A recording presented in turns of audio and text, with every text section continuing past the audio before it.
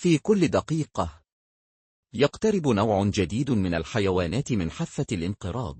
ليست مجرد أرقام، بل كائنات حقيقية لها قصص وحياة تسرق.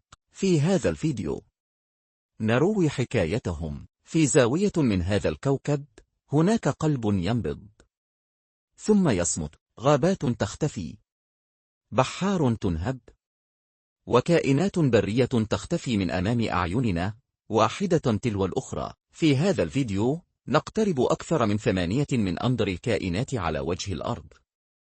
قصص تلامس القلب وتوقظ الوعي قبل أن يطوى الفصل الأخير من وجودها.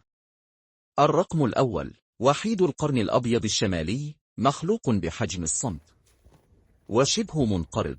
وحيد القرن الأبيض الشمالي لم يتبقى منه سوى أنثيين فقط، تعيشان في محمية بكينيا تحت حراسة مشددة. الصيد الجائر بحثا عن قرونه الثمينة لم يترك لهذا الكائن فرصة للبقاء.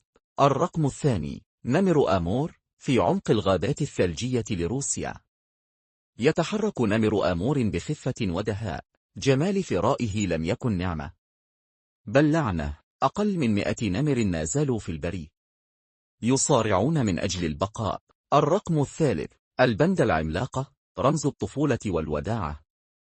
البندا العملاقة رغم تحسن أوضاعها مؤخرا إلا أن أعدادها لا تزال محدودة، 1800 فقط في البرية، وكلها تعتمد على غابات الخيزران التي تتناقص يوما بعد يوم. الرقم الرابع، الغوريلا الجبلية. في أعالي الجبال الضبابية تختبئ الغوريلا الجبلية، كائن حساس عائلي شبيه بالإنسان أكثر مما نتخيل، لكن التهديد لا يشبه الرحمة.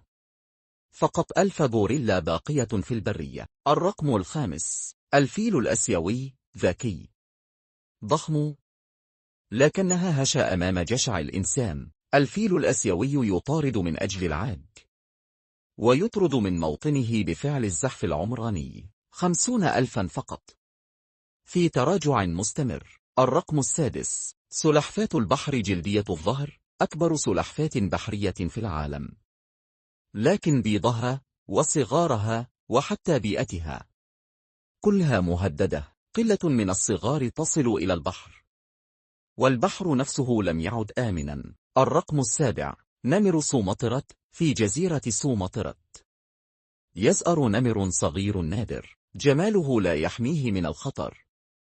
أقل من 400 فقط ما زالوا على قيد الحياة، يختبئون بين الأشجار. الرقم الثامن، تمساح الفلبين، زاحف نادر، مهدد للغاية. تمساح الفلبين يعيش في الجزر البعيدة، عدد لا يتجاوز 200. لم يعد مشهدا مألوفا، بل أسطورة حية تصارع الزوال.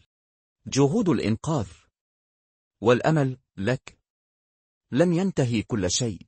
المحميات الطبيعية، القوانين، حملات التوعية، كلها تحاول إنقاذ ما يمكن إنقاذه، لكن الأمر يحتاج أكثر من ذلك، يحتاجنا جميعا. هذه ليست مجرد قصص عن حيوانات، إنها قصص عنا، عن خياراتنا، عن قدرتنا على التغيير. حين نحميهم نحمي أنفسنا. انضم لنا في رحلة الحفاظ على الحياة.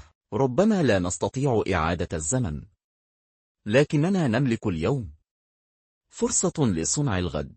أنقذوهم قبل أن يختفوا. شارك ادعم الحياة البرية. إذا أحببت هذا الفيديو لا تنسى الإعجاب والاشتراك وتفعيل الجرس، لأن القادم يحمل المزيد من القصص العظيمة من قلب البرية.